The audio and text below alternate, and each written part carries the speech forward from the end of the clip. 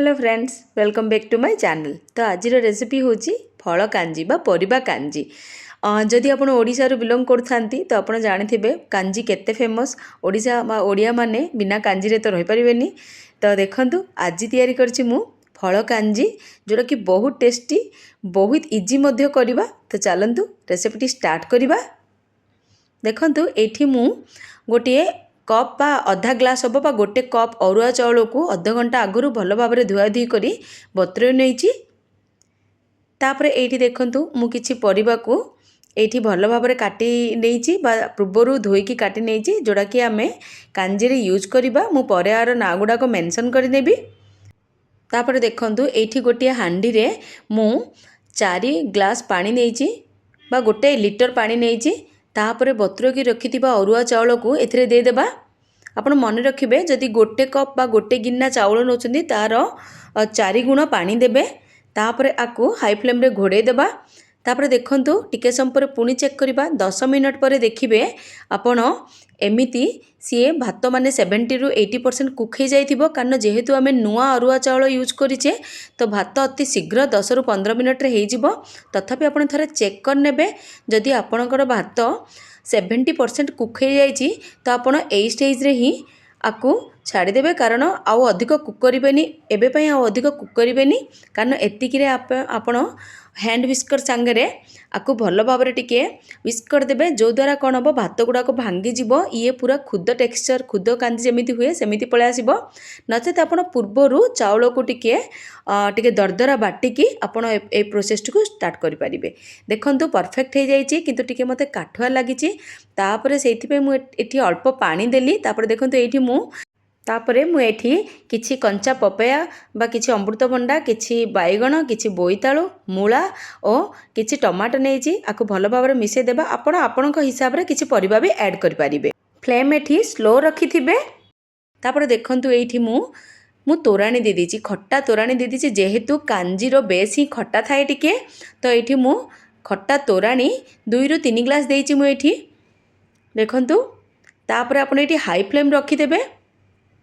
पूर्वर आपड़ जो भात को विस्क करेंगे से फ्लेम आप पूरा बंद करदे, ना कौन हम भात स्टिकी थाए लगिज। तोराणी पकईला किछि भेंडी देइछि मु। भेंडी पर किछि लुण स्वाद अनुसार लुण और हल्का हलदी गुंड देइछि। देखंतु आपण भेंडी को भाजी को भी नहीं पारिबे, किंतु जेहेतु आम ये गोटे खट्टा डिश तैयार करछे तो भेंडी को न भाजिकी भी तोराणी पकईला आप ऐड करें। सी बिल्कुल भी लालुआ हेनी। तापर आपको कवर करके आम 10 मिनट कुक करवा। देखंतु 10 मिनट पर आपण थरे आकु ढांकण काढ़ी टिके चेक करि नेबे आ टेक्सचर केमिति अछि। देखंतु ऑलमोस्ट ये 60% हेई गलानी। एई स्टेज रे आपण कोन करिवे, गोटे कप पेज दे देबे। कारण पेज देबा द्वारा कोन हबो, तोराणी रे जो स्टिकीनेस थाए टिके से टेक्सचरटा आसीबो, जोथरे कि आपण खाइबा को बहुत बढ़िया लागिबो।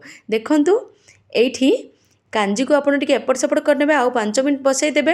हार्डली 15 रु 20 मिनट रे कांजी प्रस्तुत हो। आप देखिपे टेक्सचर भी ठीक अच्छी। कारण आपड़ जदि कांजी को बहुत काठुआ करदेबे तो ठंडा होला ये आउरी पूरा काठुआ हो। तो कांजीर टेक्सचर आपड़ एहीपरि ही रखिबे। टिके लिक्विड रहिबो, किंतु खाइबा पर बा ठंडा हेबा पर ये आउ टिके काठुआ हो। देखंतु एठी आमे बंद करदेबा जाल को। तापर आरो फुटण प्रस्तुत करबा। फुटण पई गोटे तड़का पैन रे मु 2 चम्मच सोरिष तेल नेइछि, कारण सोरिष तेल द्वारा फ्लेवर भल आसे। तापर गोटे चम्मच सोरिष नेइछि, गोटे चम्मच पान मधुरी नेइछि। आपण चाहिले एठी पंचफुटण भी यूज कर पारिबे। तापर 3टी सुखिला लंका नेइछि। आको टिके भलारे फुटिला परे एठी मु रसुण 10 रु 12 कोला नेइछि। मन रखिबे एठी रसुण को मु संपूर्ण पील करने टिके चोपा संगे नेइछि, जाद्वारा कि आर फ्लेवर बहुत भल आसीबो। तापर आको टिके एपट सेपट कला परे एठी भृसंग पत्र मु नेइछि, जाद्वारा भी फ्लेवर बहुत भल आसीबो। देखंतु एठी तड़काडी हेई जाइछि। लास्ट रे आमे टिके हेंगु ऐड करनेबा। तापर आमे गैस को बंद करनेबा।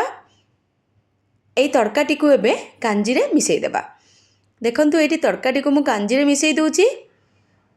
तापर आपण कोन करिवे, इमिडिएटली यार कभर देदेवे जहाँद्वारा कौन हम आर तड़कार फ्लेवरटी पूरा कांजी भितर मिसीज 5 ରୁ 10 मिनट पर आप देखो ढाकण खोलिकी एपटे टिके मिसईदेवे विश्वास करूँ ये बहुत टेस्टी बहुत हेल्दी कांजी आपण गट हेल्थ बहुत भल आ शीत दिन तो कांजी खाइबार मजा भी किसी अलग तो आपड़ डेफिनेटली ये रेसिपीटी को माने ट्राए करेंगे जदि के ट्राए करना आपणकर माने अनुभूति मो सांगे सेयार करने को बिल्कुल भूलें आदि आपको ये रेसिपीटी भल लगी तो गोटे लाइक करने को बिल्कुल भूलें आदि आप चैनल नुआ अच्छा तो मो चैनल टी को सब्सक्राइब करने को बिल्कुल भूलें तो रोची पुणी भेटा हवा एक नुआ मजेदार वीडियो रे बाय।